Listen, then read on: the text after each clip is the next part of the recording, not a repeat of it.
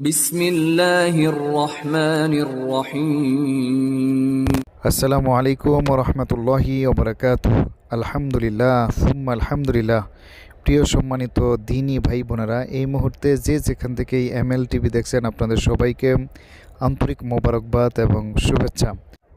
আলহামদুলিল্লাহ, দাওয়াত ও তাবলীগের পুরানা সাথীদের জোর 2025 সাথী ভাইরা এই মুহূর্তে ময়দানে প্রবেশ করতেছেন।